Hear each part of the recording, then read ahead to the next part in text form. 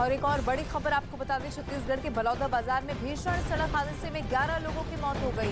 ये घटना भाटापारा इलाके की है, जहां ट्रक और यात्री से भरी गाड़ी की आपस में टक्कर हो गई और जिसमें गाड़ी में सवार 11 लोगों की मौत हो गई, जबकि 10 लोग जख्मी बताए जा रहे हैं।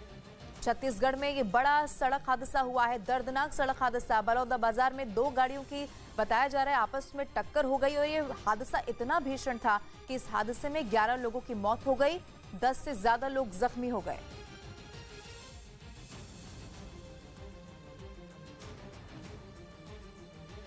और उधर लखनऊ में नगर निगम के डंपिंग यार्ड में भीषण आग लग गई, जिसकी चपेट में आने से वहां कई पुरानी गाड़ियां जलकर राख हो गई।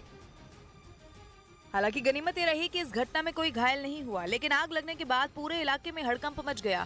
सूचना मिलने पर फायर ब्रिगेड की कई टीम मौके पर पहुंची और उनके करीब 2 घंटे की कड़ी मशक्कत के बाद आग पर काबू पाया जा सका, लेकिन आग कैसे लगी इसका पता नहीं चल पाया। हम लोग इसको जांच जरूर करेंगे डिटेल में कि क्यों हुआ है और कार्रवाई भी होगी। उस डंपिंग यार्ड में हादसे का शिकार हो चुकी सैकड़ों गाड़ियों को रखा गया था।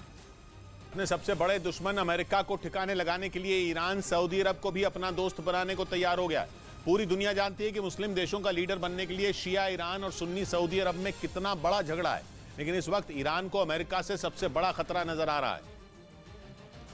और जब से बाइडेन राष्ट्रपति बने हैं तभी से अमेरिका और सऊदी अरब के रिश्तों में भी दरार सी पड़ी है। रूस की जंग के बाद सऊदी अरब के तेल का उत्पादन न बढ़ाने की वजह से वो दरार और गहरी हो चुकी है।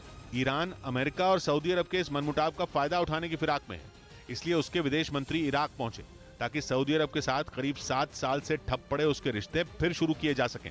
असल में इराक दोनों देशों के बीच मध्यस्थ बना हुआ है, लेकिन 1 साल से ज्यादा वक्त से वो मध्यस्थता ठंडे बस्ते में पड़ी है, इसलिए इराक का साथ मांगने के लिए ईरान के विदेश मंत्री वहां पहुंचे।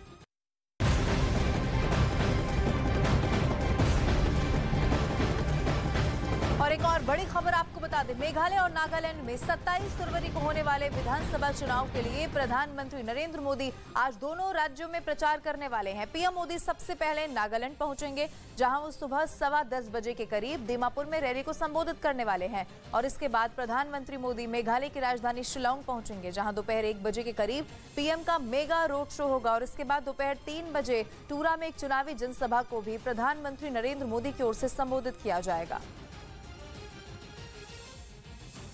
जर्मनी ने अपने देश में मौजूद ईरान के 2 राजनयिकों को देश से निकाल दिया। उसने ये ईरान के लिए एक फैसले के विरोध में किया, क्योंकि ईरान ने पिछले साल जर्मनी मूल के एक नागरिक को अपने देश में फांसी पर चढ़ाने का ऐलान किया था। ईरान का आरोप है कि जर्मनी मूल के नागरिक जमशेद शर्मन ने 2008 में शिराज की एक मस्जिद में हुए आतंकी हमले में अहम भूमिका निभाई थी, जिसकी वजह से ईरान के 14 लोगों को अपनी जान गंवानी पड़ी थी और इसी आरोप में उन्हें 2020 में फांसी की सजा सुनाई गई, जिस पर जर्मनी ने कड़ा ऐतराज जताया।